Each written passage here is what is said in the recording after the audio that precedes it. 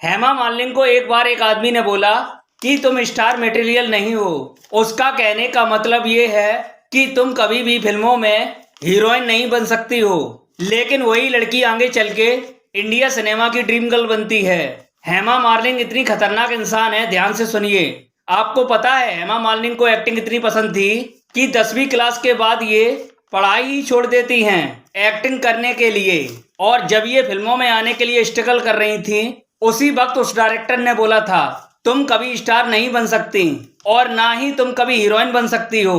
लेकिन हेमा मालिनी फिल्मों में काम करना शुरू कर देती हैं और आगे चल के ये इतनी बड़ी स्टार बनती हैं कि बॉलीवुड में इनकी डिमांड बढ़ जाती है और 70 और 80 के टाइम में सबसे महंगी एक्ट्रेस बन जाती हैं। और इनके बारे में सबसे अलग चीज ये थी, ये फिल्मों में डायरेक्टर को पहले बता देती थी कि मैं फिल्मों में छोटे कपड़े नहीं पहनूंगी।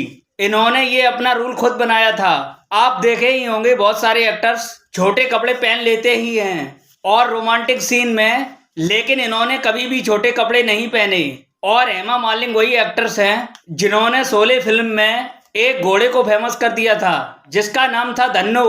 और इन्होंने अपने हस्बैंड के साथ 40 फिल्मों में काम किया है, यानी धर्मेंद्र जी के साथ उन्होंने 40 फिल्में की हैं। और हेमा मालिनी सिर्फ फिल्मों में नहीं सक्सेसफुल रही, ये पॉलिटिक्स में भी सक्सेसफुल रही हैं। 3 बार सांसद बन चुकी हैं और इस समय 77 की हैं और अभी भी अपने आप को एक्सरसाइज करके इतना मेंटेन और फिट रखती हैं कि कोई बोलेगा ही नहीं ये 77 साल की हैं। तो ये कहानी थी बॉलीवुड की ड्रीम गर्ल की। बहुत ही गजब की एक्टर्स हैं, इनके लिए एक लाइक करके जरूर जाइएगा।